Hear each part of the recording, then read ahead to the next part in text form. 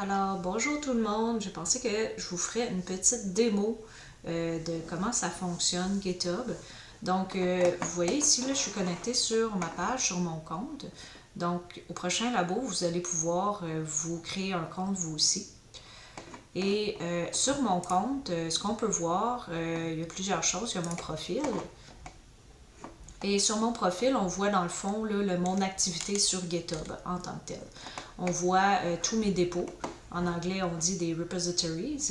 Et on voit dans le fond l'avatar de mon profil, ce qui est comme l'avatar par défaut. Vous aussi, vous aurez un avatar qui ressemble un peu à ça.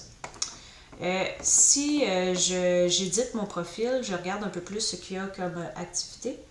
Il y a mon profil, il y a mon account, donc toute l'information, changer votre mot de passe, votre afférence, etc. Vous pourrez faire ça ici. Ce qui pourrait être intéressant pour vous, on va en parler un petit peu plus loin en classe, c'est cette section-là ici, SSH and GPG Keys. Si vous vous rappelez le premier cours, on a vu comment créer une paire de clés SSH. Donc, vous pourrez rajouter dans le fond votre clé publique ici, après avoir créé une paire de clés. Et ce que ça va vous faire, ça va vous permettre de vous authentifier automatiquement par SSH avec votre paire de clés. Donc, ça évite d'avoir à devoir utiliser username, mot de passe. Ensuite, si on va voir dans le fond mes dépôts, ici, bon, dans ce cas-là, moi j'en ai plusieurs. Admettons que j'en choisis un. On voit dans le fond à quoi ressemble mon dépôt et tous les fichiers qu'il y a dedans. Donc un dépôt, comme on a vu, là, ça fonctionne comme un drive qui est sur le cloud. C'est un endroit sur un serveur, quelque part dans le monde, où est-ce que j'ai la copie originale de mon Git. Donc, c'est la copie de secours, on peut dire. Donc, peu importe où est-ce que je suis dans le monde, je peux retrouver cette copie-là toujours au même endroit et je peux la copier sur mon ordi pour faire des changements, puis committer mes changements sur cette copie-là pour avoir toujours la copie originale à jour. Cette copie-là est publique, donc n'importe qui peut y avoir accès. C'est possible de l'avoir privée aussi. On le voit ici, en fait, que c'est public.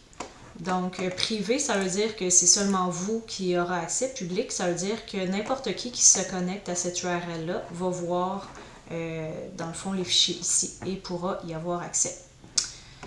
Il y a deux manières de cloner et pour le savoir, dans le fond, vous cliquez sur code ici et il y a en SSH que vous allez utiliser avec les clés SSH et il y a HTTPS où vous allez dans le fond utiliser username, password comme vous êtes probablement habitué avec d'autres applications.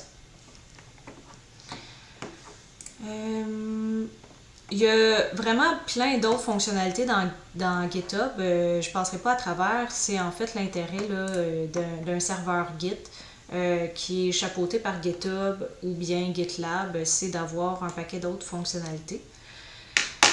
Mais dans ce cours-là, on va se limiter à l'utilisation très basique de Git. Donc voilà, en fait ce que je vais faire pour le reste du vidéo, c'est que je vais vous faire un exemple de Git clone pour que vous voyez un peu comment ça fonctionne. Donc, j'ai ici Git Bash. En classe, on va utiliser PyCharm, mais ça peut être intéressant de savoir que vous pouvez utiliser Git en ligne de commande. Donc ici, j'ai Git Bash qui est un programme qui vient avec Git qui fait exprès pour les commandes Git. Donc toutes les commandes Git vont fonctionner avec Git Bash. Ce qui pourrait ne pas être le cas avec le command line de Windows. Donc, si je clone ici, on va juste voir c'est quoi qu'il y a dans ce repository-là. Bon, ok. Si je clone directement ici, donc ce que je vais faire, je vais cloner en HTTPS, comme ça vous allez voir à quoi ça ressemble. Je fais git clone et je colle mon URL.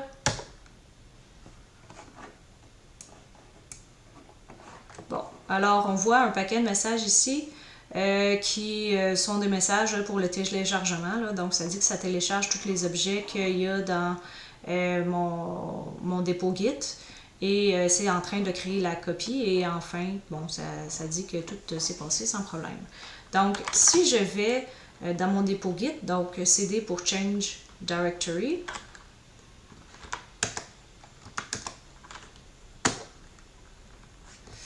okay, on voit ici là, que ce command line-là, ce qui est particulier, c'est qu'on peut justement voir qu'on est dans un dépôt Git avec ça ici. Ça, c'est le concept de branche. Ça aussi, on ne le verra pas en classe. C'est juste important de savoir que dans le fond, je peux avoir plusieurs versions du contenu de mon Git. Admettons que, bon, j'ai la version avant Noël 2019, puis la version après Noël 2019. Donc la version pré-COVID et post-COVID. On pourrait vouloir une version pré-COVID pour pouvoir y revenir. Ça serait fun de pouvoir faire ça dans la vraie vie, mais bon.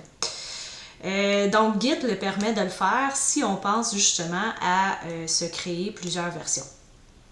Je ne passerai pas à travers cette fonctionnalité-là, vous pourrez la découvrir par vous-même si ça vous intéresse. Donc, ce qui est important de savoir, c'est que Master, dans ce cas-là, aujourd'hui, ça s'appelle Main. C'est la version par défaut. C'est la première version qui existe. Puis, on va travailler directement avec cette version-là. Alors, on peut voir tous les fichiers qui sont dans mon Git.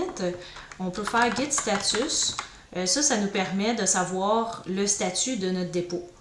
Et là, ce que ça dit, c'est Your branch is up to date with Origin Master. Ce que ça veut dire, c'est que je suis à jour avec mon dépôt original et le dépôt original est aussi à jour. Admettons que je crée un nouveau fichier. Donc, je vais aller justement dans ce fichier, dans ce dossier-là, ici. S'appelle, et voilà comme ça, et je crée un nouveau fichier. Un nouveau fichier texte, on va l'appeler fou. Et dedans, on va écrire Hello World. Et voilà. Maintenant, si je fais Git status, ça me dit que j'ai un fichier qui est non traqué. Donc, j'ai un fichier qui ne fait pas partie de mon dépôt Git, mais qui est dans ma copie locale. Donc, si je veux l'ajouter à mon Git, ce que je fais Git add. Là, si je regarde maintenant, ça va vouloir dire que maintenant, mon fichier est traqué, mais c'est un changement. C'est un changement qui n'est pas encore commité. Donc, ce changement-là n'est pas encore dans le dépôt Git original. Donc, ce que je vais faire, c'est le commiter. Donc, je fais git commit, comme ça ici. Et quand on fait un git commit, il faut donner un message à notre git. Donc, mon message ici, ça peut être, dans le fond, pour dire exactement en quoi consiste le changement.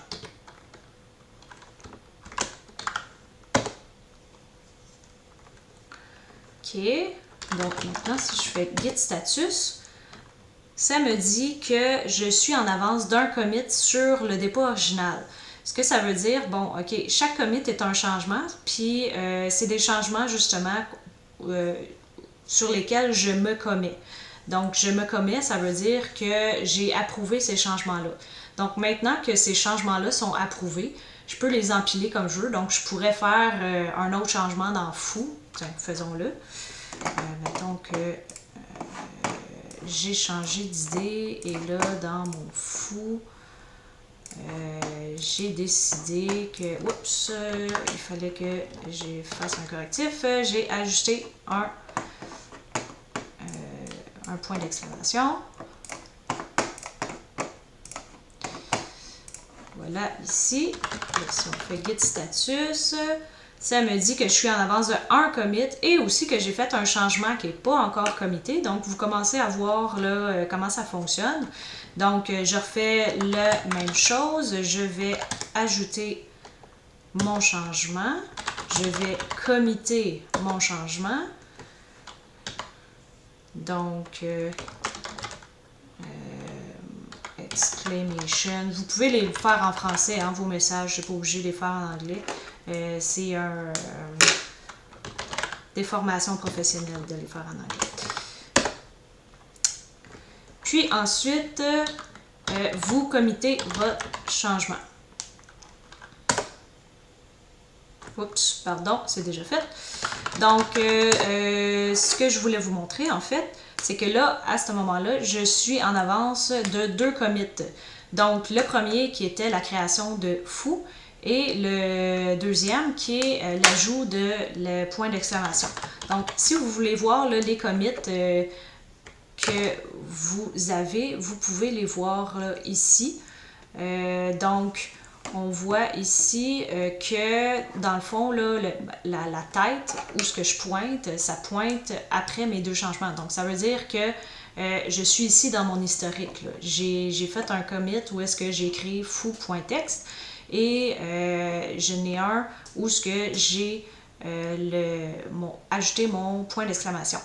Sauf que Origin Master, ou Origin Head, dans le fond, mon dépôt original, lui, il n'y a pas ces 2 changements-là que j'ai fait ici. Donc, si je veux que ces 2 changements-là se reflètent sur mon dépôt original et qu'ils ne soient pas seulement sur ma copie locale, ce que je vais faire, c'est que je vais les pousser.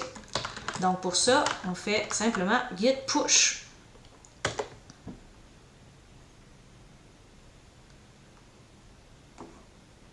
Et vous voyez, c'est là qu'apparaît, là, dans le fond, là,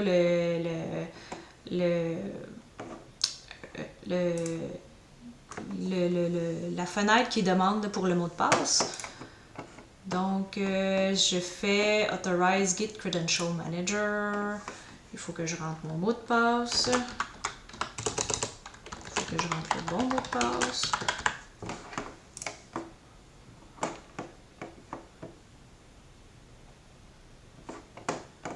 Et si je retourne dans mon Git bash ici, ça me dit que dans le fond, ça l'a poussé mes objets. Donc, ça l'a écrit mes objets sur mon dépôt original. Donc, mes 2 commits ont bien été poussés. Donc, si je m'en vais voir mon dépôt original, ici, je fais refresh.